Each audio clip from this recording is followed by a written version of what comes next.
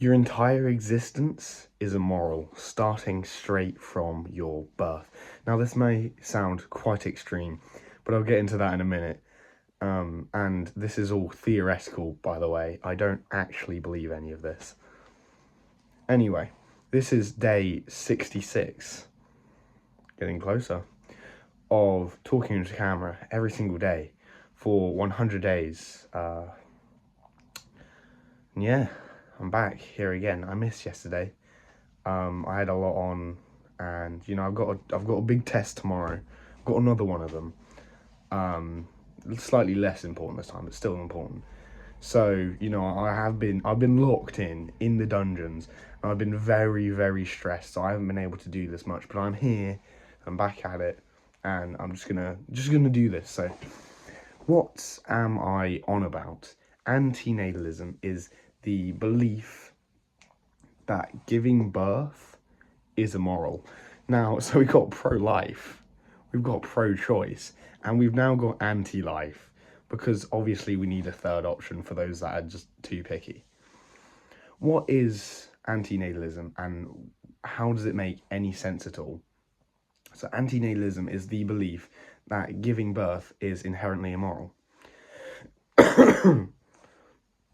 Let's break this down, because it's kind of complex. So, just by existing, anyone that has ever existed in time, and anyone that will ever exist in time, has experienced hardship, has experienced pain, has experienced suffering, right? We all have. Literally everyone on the planet has experienced it, right? You, me, him, that guy over there, all experience suffering. But so therefore, by the process of giving someone life, you are putting them through suffering, right? And they don't get a choice in that suffering. They don't get to choose, no, I want this suffering. I choose to take this suffering. No, they are forced, because you don't want to be born, as far as we know. You just kind of are. You just exist one day, and you're just, oh, hi guys, I'm here now. So that's the belief of antinatalism, is that therefore, because you can't choose to go through the suffering of life, the suffering is forced upon you, and forcing suffering upon people is inherently immoral. That's the belief of antinatalism. I don't actually know anyone that consistently believes it.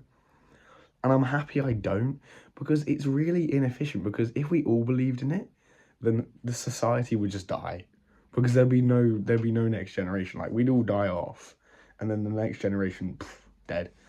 So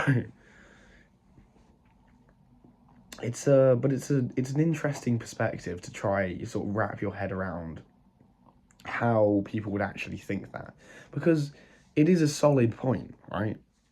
Forcing someone to suffer is immoral, right? You shouldn't force people to suffer ever. But somehow, because of its self-preservation of the human species, we're allowed to force each other to suffer. Who knows? And I also find it interesting how kids and children are sort of like the light of our lives, and people say that when they have children, it's a life-changing experience. Their life starts again. They become, it's the joy of their life, the happiest thing in their life, to have this child in their life.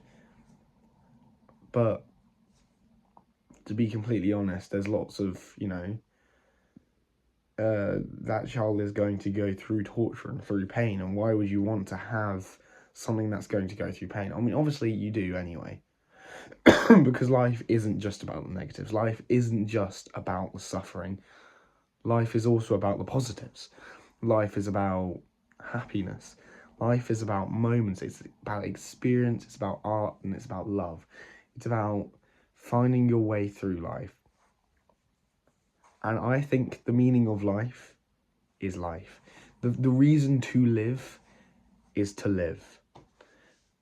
And giving someone that gift at a low cost of suffering is a valuable experience, but it's a negative because they don't get to choose it.